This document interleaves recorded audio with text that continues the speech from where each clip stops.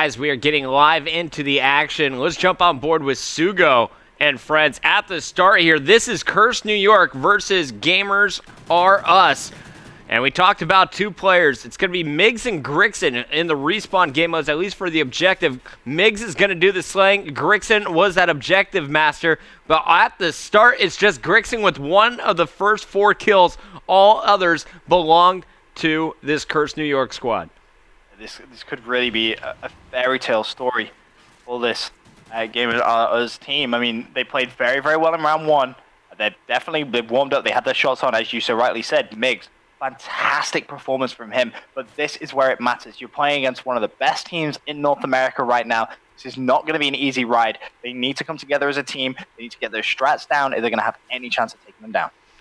A has been contested by Cursed New York. That's Burns trying to recap it. Meanwhile, we were just showing you Striker trying to overextend to C, unable to capture that. This could be a 3-cap opportunity for Curse. Miggs going for C, now has teammates respawning there, but a 2-cap to 1, and this is going to be a tough domination game unless they can start getting some slaying going. Yeah, they really need to focus on that, because you look at that kill column. On that top right bucket, you've got Revan 4-0, Qualifier 3-1, Burns off 5-3, Machilla 5-1. And, you know, Machilla right now has the same amount of kills as all of Gamers Are Us put together. So they're going to need to try and do something different. And Machilla actually has overextended himself, put himself on C, did just manage to neutralize it. He has a teammate there with him. I believe that was actually Qualifier. And, you know, he could just jump on that C flag and try and get the 2-cap back. Miggs getting a little too excited, was taken down all the way across on A. And let's switch over to Cursed New York and show you why this squad is currently considered one of the best in the world. Put them in the top 10, put them in the top 8. That's your preference, but either way, you cannot doubt that this squad is a talented roster. Take a look at Revan here. He's going to be the team captain, the in-game shot caller, and he's also a very, very aggressive submachine gun. He's known for his high sensitivity. This guy, I played with this controller once or twice, and it made me sick how fast he's able to turn corners. Yeah, he came from the PC kind of aspect of gaming, where this is the story he told me, at least, where he used to have extremely high sensitivity. I played Counter-Strike with him, which is obviously one of the biggest PC FPSs, and he is actually extremely good at that game. Much better than Coley, who works at the MLG offices, I must say. Right. I played with him as well. But Revan, a fantastic player, and he was renowned for being one of the more knowledgeable casters because of how good at the game he actually is. He can play at this sort of a level. And you know, when he takes all those strats of knowing how other teams play the game, apply that to his own team, I mean, that's a lethal combination. You know, when these guys play against some of the best teams we saw in the Winter Invitational, Revan was calling shots. He was saying, hey, this is where they're going to be. And sure enough, that's exactly where they were. But it does make his life a little bit easier. And it just means that he needs to rely less on his gun skill. But he has that gun skill anyway, which is what makes Revan such an animal. All of these players for Cursed New York going off, and this is my favorite player to watch on this team. Mochila is the lead slayer. Whenever it comes down to just simply outgunning your opponent, Mochila is the guy to step it up for the squad. Currently, he's 11-7, was focusing quite a bit on the objective towards the second half here, but I want to see what he's doing off the respawns. Can't wait to see once he finally decides to put himself in a power position and just go off. Burns off right now. Burns? You said in that first round he was a player that has been grinding. He is on fire right now, Puckett. 17-9.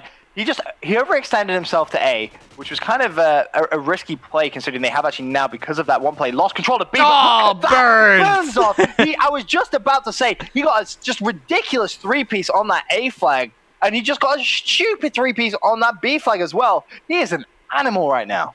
Burns double positive, 20-10. We were talking about Mochila, but this guy is the player to watch on Freight at the moment. Finally going down in the middle of the map. Revan will clean up these kills, gets one. Teammate Mochila will clean up the other. And now Revan, he's going to overextend, try and get the 3-cap on his way to C. Oh, he's managed to pick up a couple of kills on his way. Could go for the neutral. He's going to have to call that one out to his teammate. Doesn't want to track back and charge, but as he gets charged, he jumps back out and peekaboo. Second as well. He's bonused. Super Soldier there with the specialist, so everything going in Cursed New York's favor. Revan's got to check his left. Will he see the spawners? No, goes down. But that is going to contest the flag long enough to stop any scoring. 104-38 is the score I need to write down here. 104 to 38. That Boom. is a bit of a deficit. I want to keep a broadcast record track today. What is the biggest blowout of the day? Last week we saw Elevate put up 55 caps in Blitz to believe just one. 55 to 1 on Freight.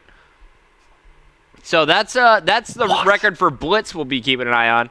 And so far, Curse New York is going for record for most points in a domination game. That is one hell of a record for a game of Blitz. That is a silly tally. But as you said, Curse New York could go for a record right now on domination. They played that so well. The slaying presence they had and the nice shots called that were being called obviously by Revan. I mean, there was only one mistake I could really point out, which was when Burnsoff overextended to A. Still got a very nice 3-piece, but it forced the spawns onto B. They actually lost both B and A because of that aggressive push. So, just shows you, but yeah, even some of the top teams can make those small mistakes. But what other teams need to do is see those mistakes and try and capitalize upon them. So here's a look at the Cursed New York squad. Mochila switching over to the MTAR. BL Fire sticking with that Remington. Burns, MTAR as well for Revan. So, 40 seconds left on the clock. What's your prediction, Benson? What is the final score, considering that Cursed New York put up 104 in the first half? I would expect to see Cursed New York this time get around about the 90-point mark for this second side. I wouldn't expect to see them get another 100. That's a pretty rare occurrence for one-sided domination. It's not often you see that. But, I mean, Gamers R Us just need to get their heads composed. I mean, this is a very different game from the first game of the day. They showed individual gun talent that they've got. They have fantastic shots. They've played already this morning. They're definitely a team that could cause an upset.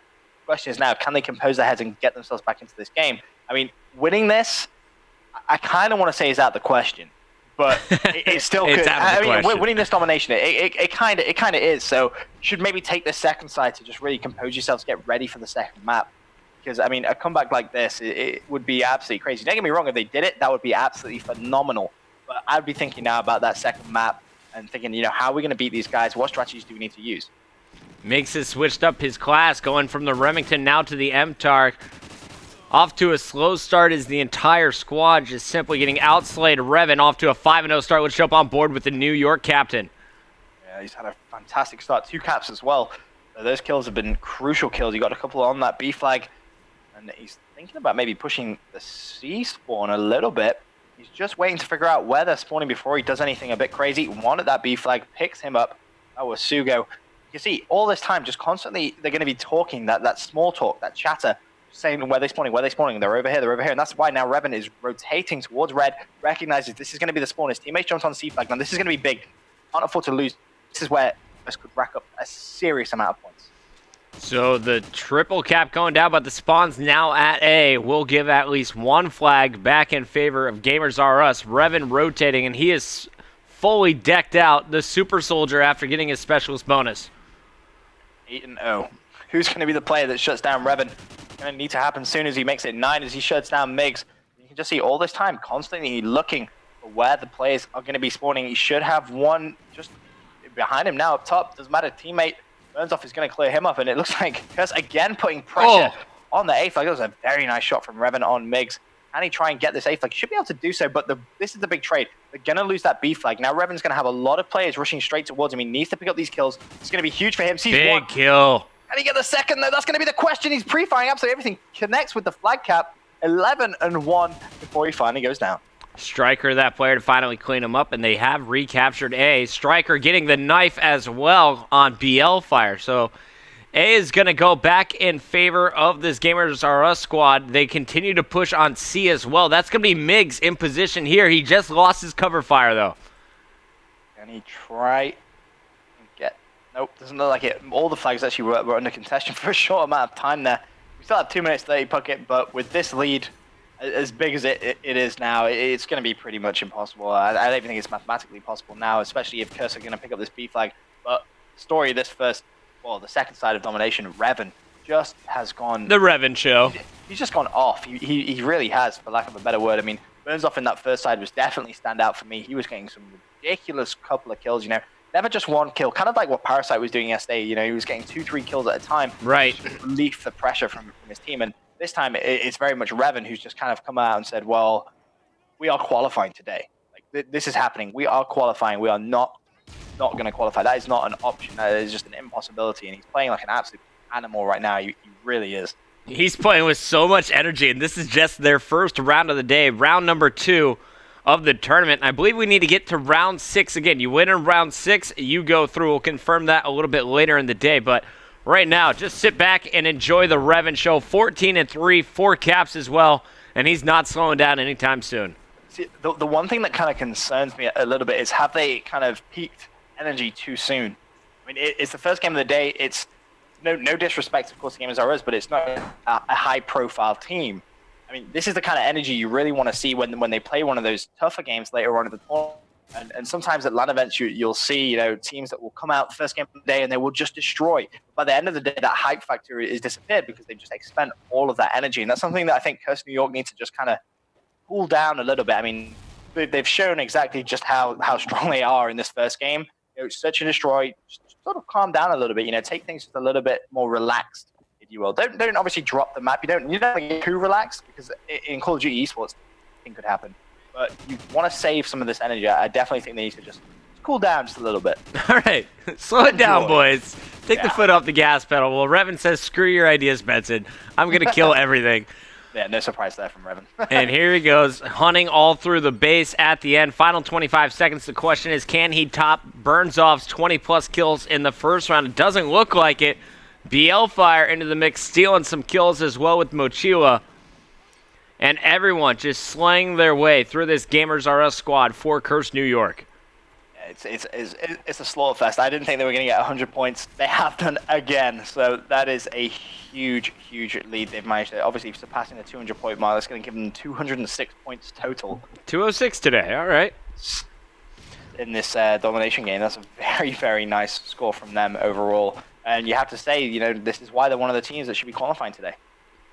All right, so that does it for game number 1. It goes in favor of Curse New York. Guys, we're going to throw it to a quick commercial break as we switch hosts. When we come back, we'll have game number 2. Search and Destroy is coming up next.